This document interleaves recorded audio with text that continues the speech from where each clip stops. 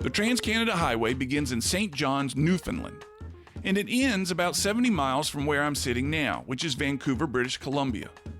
Nearly 5,000 miles distant from one another, these two cities have a lot in common. They're full of odd folks. I've been to both of these cities, and they're full of people I call kooks. They're the kooks at both ends of this long road. But it's not just Canadian roads, it's all long roads. It's a hypothesis that I continually test. People who live in cities at the ends of long roads are a bit different. They're odd. To put it precisely, they're a bit kooky. And the longer the road, the kookier the folk at the end of it. They're eccentrics. They're a bit out there. And they do out there things. You may not spend a lot of time with them, but you like to know they're there. Take Interstate 80. One end of it is in New York City. Definitely some kooks there. The other end is in San Francisco, which just may be the kook capital of the world. Highway 1 begins in Key West, not far from Duval Street, and if you've ever been there, you know exactly what I'm talking about. Interstate 55 goes from Chicago, yes, kooky, to New Orleans, jackpot. These places at the end of these long roads are often port cities. Centuries of trade has brought together distinctly different cultures to collect and marinate and create a culture unique to that city. These cities then continue to marinate in their own kookiness, and their people reflect it.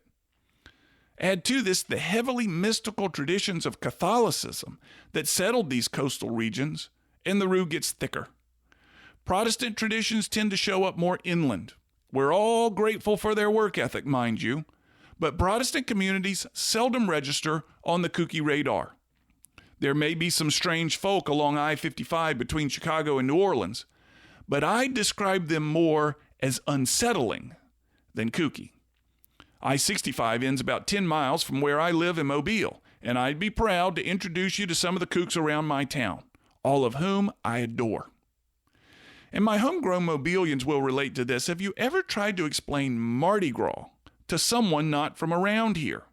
Mardi Gras is kooky. It's silly. It's ridiculous. It's way over the top. Now look at a map. Mardi Gras is celebrated only by folks who live at the end of very long roads. And we celebrate it just because. People not from here escape the city around Mardi Gras. They don't get it. They say, oh, Mardi Gras.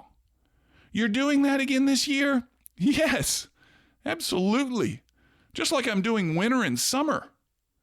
So to you in Montgomery and Huntsville and Selma and Tuscaloosa, it's the fringes of the nation where the kooks live. It's us here at the end of the road. Come visit.